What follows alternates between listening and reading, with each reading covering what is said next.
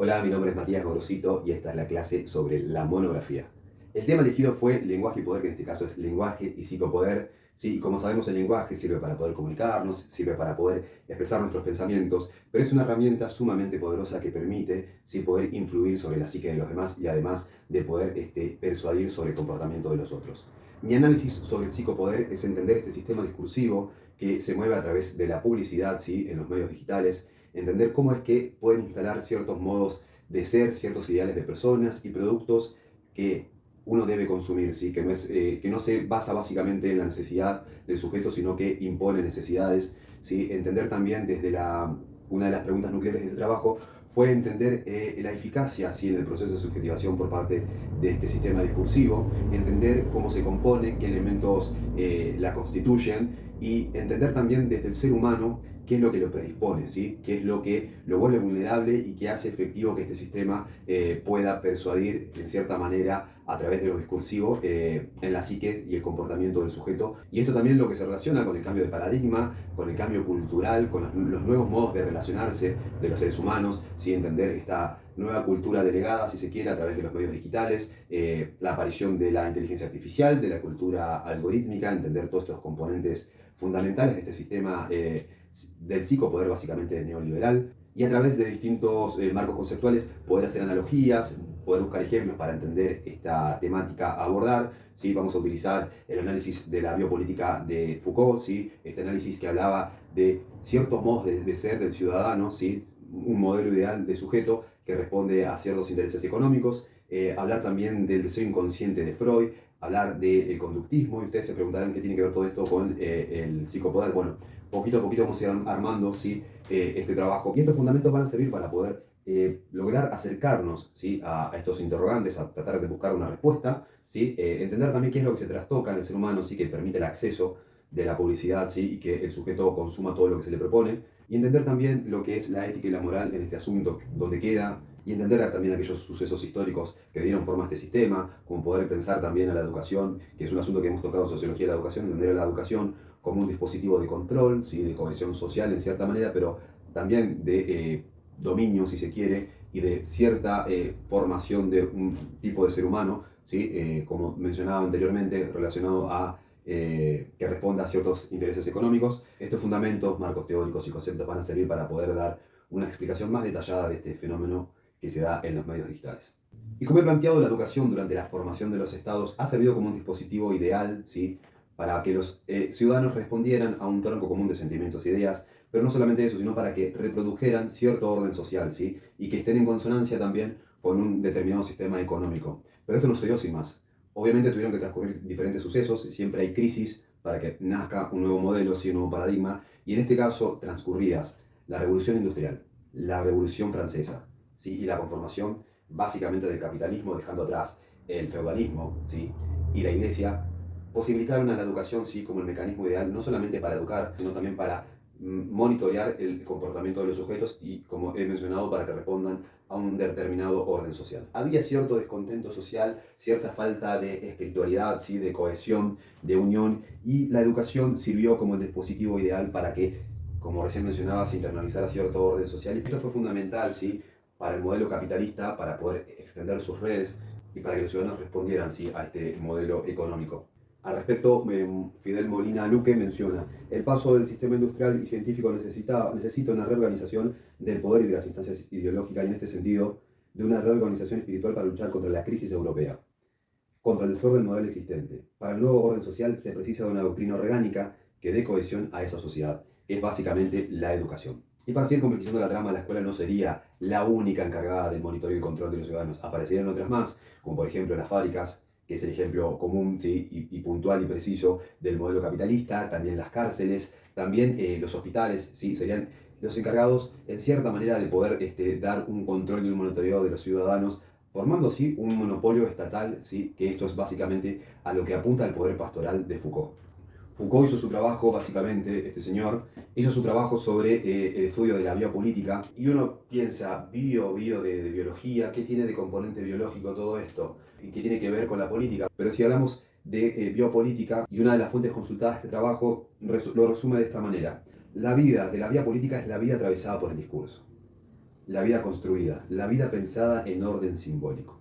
Entonces entender un orden social a través del discurso, un orden social a través del lenguaje, de lo simbólico, no tiene nada que ver básicamente con lo orgánico, sino básicamente con una vida a través de la gestión, ¿sí? Y entendemos básicamente que el lenguaje viene por estas vías, ¿no? Porque básicamente el mundo se estructura a través del lenguaje. Y es lo que nos separa de los animales. Entonces podemos entender que el lenguaje es una herramienta sumamente poderosa y que a través del discurso puede tener las subjetividades del sujeto. Y en esta cátedra en cuestión hemos abordado bastante de Chomsky y él relaciona al lenguaje de esta manera. Chomsky se expresa en el mismo sentido cuando afirma que a diferencia de los animales, que viven en un mundo de estados sin orden ni coherencia, el hombre vive gracias al lenguaje, en un mundo de objetos. Este es el intermediario entre el hombre y el mundo, entre el hombre y otro hombre, entre uno mismo y las manifestaciones de uno. Y esta facultad básicamente de poder ponerle nombre a los objetos es lo que básicamente constituye el lenguaje y lo que nos ha separado de los animales como especie, y lo que ha permitido que el lenguaje desde los cimientos tenga esta efectividad. En consecuencia, podemos entender el lenguaje como fundante de lo psíquico, ¿sí? Esto de poder darle simbología a las cosas, y además que esto también recae básicamente en la cultura y en la transmisión cultural. Y esto es básicamente de lo que Foucault ha dedicado parte de su trabajo, ¿sí? Este proceso de subjetivación, y que a través del aprendizaje de la historia, ¿sí? Se podría comprender cierto orden discursivo, que en este caso es por el cual les interesó, que era la biopolítica. Y si bien él indagó sobre distintas formas del pasado, en la que se correlaciona con este trabajo, tiene que ver con su idea de poder pastoral, ¿sí? Un poder antiguo y cristiano que tiene similitudes con la biopolítica que él analizaba. ¿Pero qué entendemos por poder pastoral a través de Foucault? Bueno, es una metáfora que tiene que ver básicamente con el pastor, ¿sí? Que cuida de su rebaño, pero no solamente de su rebaño como totalidad, sino también de cada oveja, ¿sí? Entonces es una función doble, no es cualquier función. ¿Pero qué entendemos por poder pastoral? Bueno, el poder pastoral es una metáfora de Foucault, ¿sí? Para ejemplificar este modelo que es un pastor, ¿sí? Simbólicamente hablando, que se dedica a cuidar de su rebaño, pero a su vez está en cada oveja. Es una función doble, no es cualquier función. Entonces tiene una función totalizadora porque, además de tener cierto control sobre la totalidad del rebaño, atiende las subjetividades de cada oveja. Entonces, esta dualidad, ¿sí? Metafórica es la que se correlaciona directamente con el psicopoder neoliberal que estamos trabajando. ¿Y por qué vinculamos psicopoder con biopolítica? Porque trabajan de la misma manera. Y lo que caracteriza básicamente su apariencia, ¿sí? De presuntamente libre, ¿sí? Que maneja cierta libertad en sus usuarios, esta función seductora, que no coacciona, que no disciplina, que no prohíbe, porque hay que entender que en los medios digitales tenemos acceso a una gran masa de información, nos enteramos de todo en cualquier momento, podemos opinar, esta supuesta libre expresión, ¿sí? Está fundada básicamente en lo que nosotros como usuarios proponemos e introducimos, ¿sí? Entonces, básicamente, en este mundo de libre expresión y de libertad y de publicidad absoluta, donde la publicidad tiene un rol importante, porque el sujeto no solamente se mueve con ciertas libertades, sino que consume ciertos productos que se le imponen, porque son productos que se mueven a través de inducción, por inducción, ¿sí? Vemos que la analogía que tiene básicamente con la biopolítica o el poder pastoral de Foucault radica básicamente en atender a cada uno en este juego de la supuesta libertad, ¿sí? Por cada individuo, por cada usuario,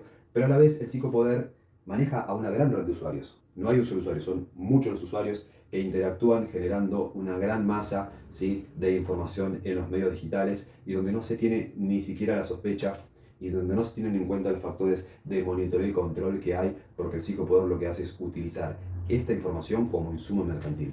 Y con respecto a las necesidades inducidas o que trabajan por inducción, ¿a quién no le ha pasado nombrar un producto X y que en el momento de encender su dispositivo móvil aparezca, ¿sí? El producto que mencionó? O por ejemplo, que aparezcan publicidades de cosas que no se piden, que no se solicitan y que en cierta manera uno acceda a comprar. Entonces entendemos desde este lugar que hay una fuente de estímulos muy fuerte presentes en los dispositivos móviles, que en este caso puede ser un teléfono celular, puede ser un ordenador, una computadora, ¿sí? La televisión. Entonces vemos cómo están estos estímulos latentes, ¿sí? Cómo la teoría de Watson y su conductismo está más presente que nunca, porque si bien la naturaleza está plagada de estímulos, en este caso, nunca se han visto tantos tan titilantes, tan ruidosos, tan llamativos, tan coloridos, tan luminosos, ¿no? Que despiertan la respuesta del usuario. Obviamente no es que esto es una cuestión mecánica de estímulo, compro, estímulo, consumo, pero en cierta manera poco a poco va manipulando, ¿sí? La psique de la persona, haciendo caer al usuario en el consumo, ¿sí? De un producto que no ha buscado. Y si recordamos lo que proponía Pavlov con respecto a las respuestas condicionadas, eso los voy a leer para recordar. Para sintetizar, la respuesta condicionada es un proceso de aprendizaje en el que un estímulo X y neutro se asocia con un estímulo incondicionado para producir una respuesta condicionada. Esta explicación sirve para comprender cómo todos estos estímulos provenientes de las pantallas sirven, ¿no?, para entender cómo se da el consumo y cómo se dan las respuestas a las necesidades inducidas por los medios digitales, que es básicamente el propósito del modelo capitalista o neoliberal del presente. Lo importante en este tema también es entender que no porque yo tengo un estímulo presente voy a acceder. Hay todo un trabajo discursivo, ¿sí?, a través del lenguaje, ya sea por símbolos, ya sea por imágenes, por sonidos, por colores, que genera en el ser humano algo importante, que es el deseo, ¿sí? El deseo es el vehículo fundamental por el cual el modelo capitalista o el consumismo puede desplegar su dinámica. Una de las citas mencionadas en este trabajo relacionada al deseo dice lo siguiente: el consumismo es, sin embargo, la situación en la que la adquisición de los productos está determinada por falsas necesidades, por deseos inducidos, por status symbol, recibidos del exterior y generados por una publicidad que cada vez tiene menos relación con el producto en sí.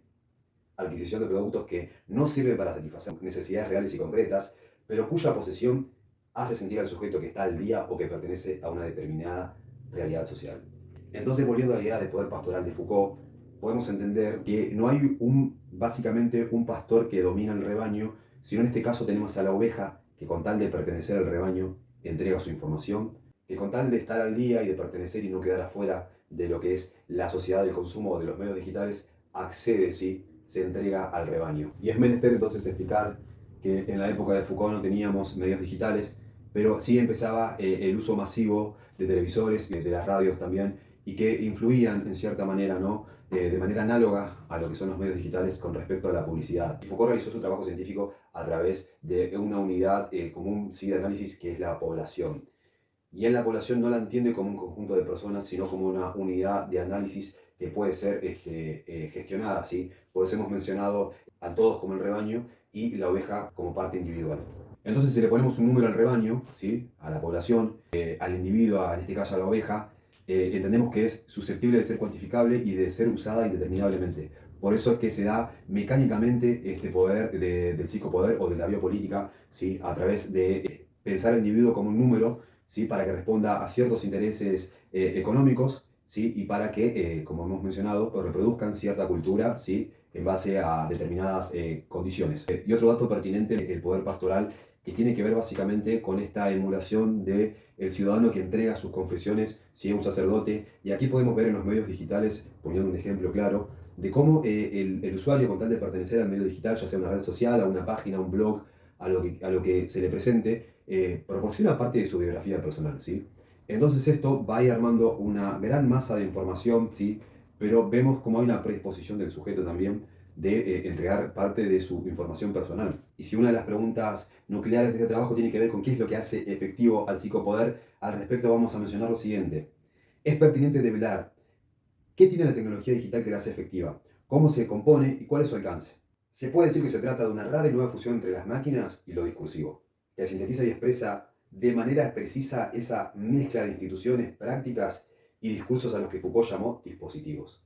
En consecuencia, entendemos entonces que esta rara fusión, ¿no?, y nueva entre máquinas y los discursivos, y de manera análoga a la propuesta de Foucault, podemos entender que tiene una fuerza totalizadora, ¿sí?, de abarcar a un todos, pero a la vez tiene el poder de incidir en cada individuo, ¿sí? Y eso es la semejanza y la analogía a la que queríamos llegar y lo que la hace tan eficaz, ¿sí?, este poder de control sobre el total del rebaño y sobre cada individuo. Pero sería un poco simplista decir que solamente es una máquina discursiva cuando entran en juego otros componentes fundamentales que la sustentan. Porque si hemos mencionado, sí, que hay una predisposición del sujeto a pertenecer al rebaño, es esta básicamente la dinámica que se da en los medios digitales, ¿sí? La proporción del sujeto, de su biografía personal, esta interacción asidua con los medios sociales, y porque tenemos un individuo que busca pertenecer al rebaño, otorgando parte de su biografía personal, como hemos mencionado anteriormente, y esto produce un flujo de información constante, ¿sí?, y que es lo que sustenta básicamente al modelo del psicopoder neoliberal, y que, a diferencia del modelo Foucaultiano, ¿sí?, que hablaba de los medios de publicidad como la televisión o la radio,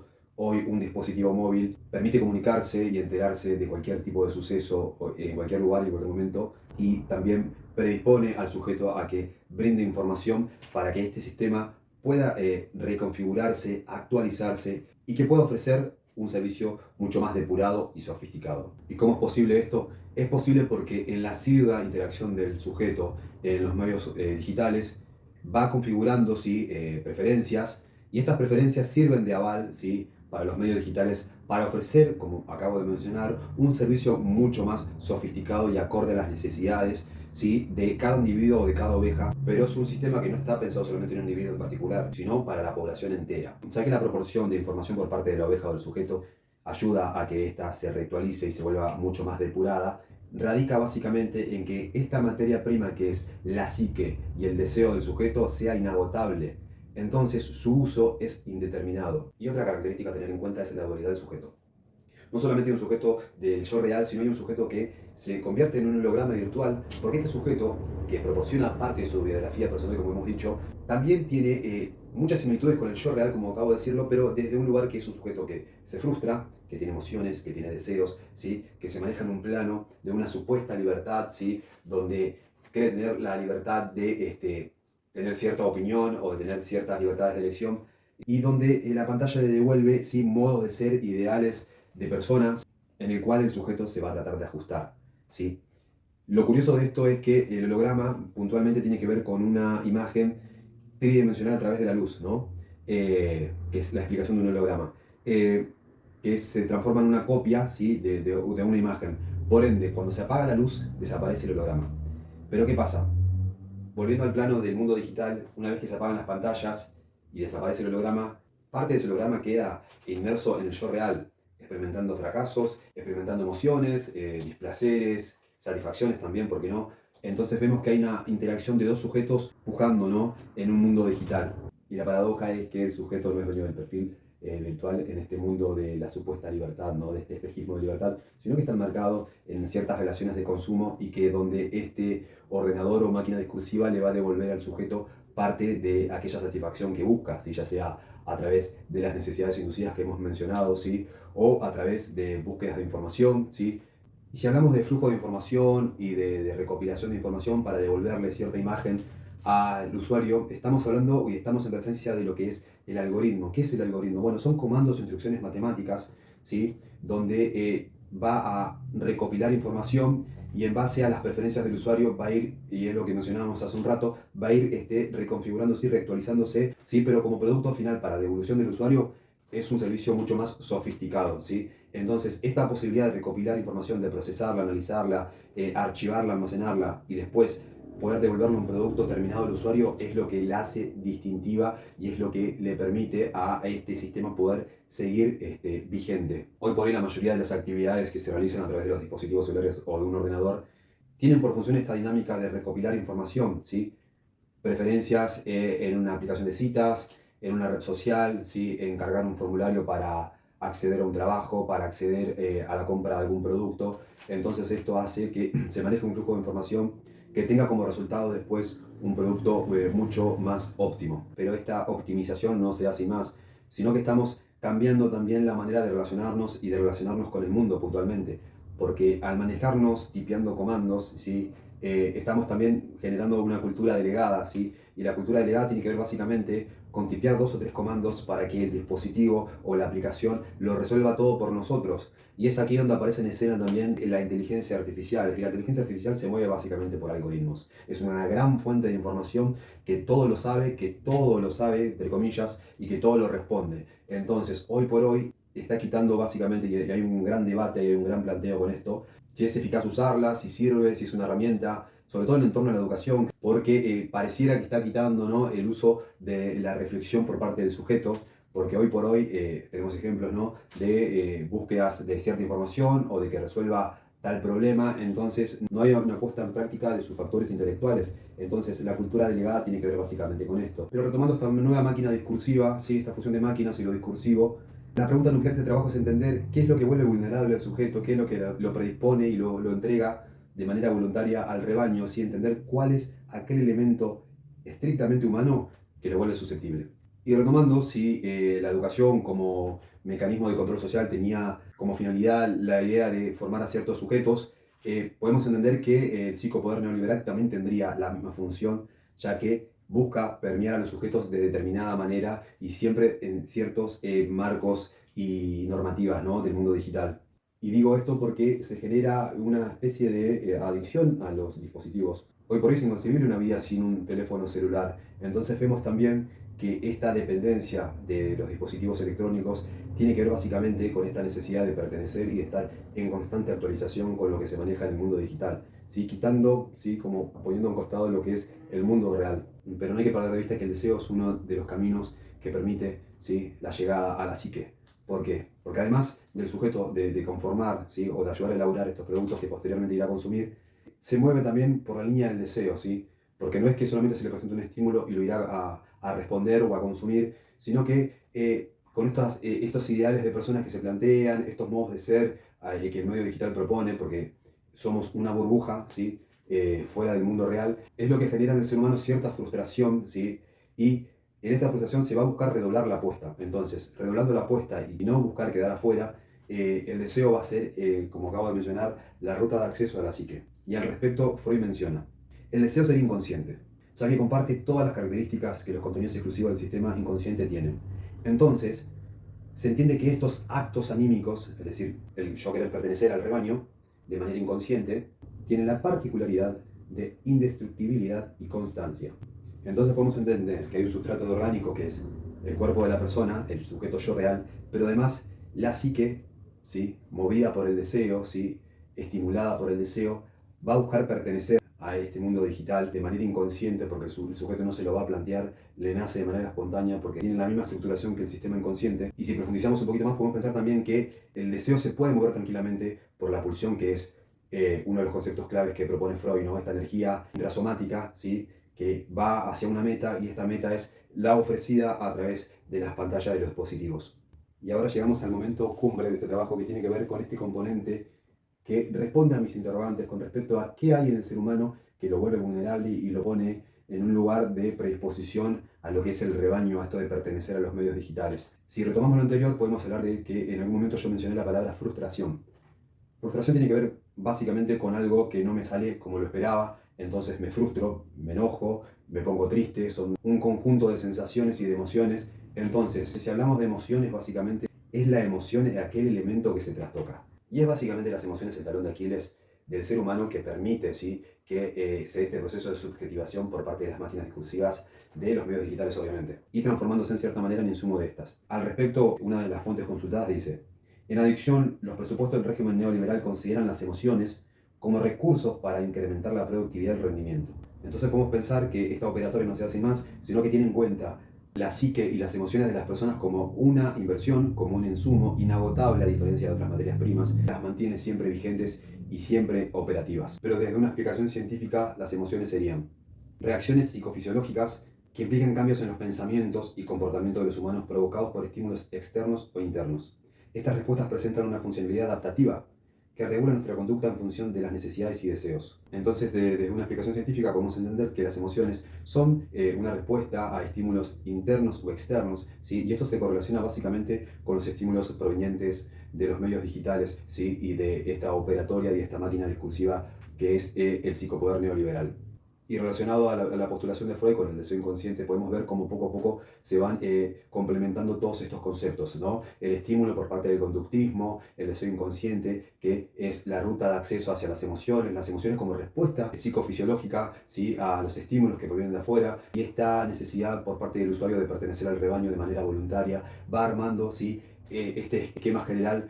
Pero lo importante acá es entender que hay un modelo enmascarado, subjetivante, silencioso, ¿sí?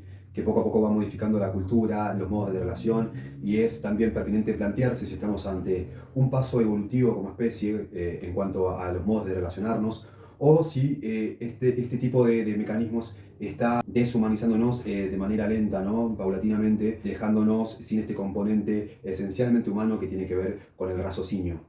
Porque nos movemos en un mundo de una supuesta libertad donde creemos ser dueños de nuestros perfiles, de nuestras preferencias, y solamente estamos enmarcados, ¿sí? en normas y leyes previamente estipuladas. Y con respecto a esto, cabe mencionar, en tanto que los sujetos se ven a sí mismos como seres libres de elección, el ejercicio gubernamental de dominio logra despegarse de modo mucho más eficiente y complejo.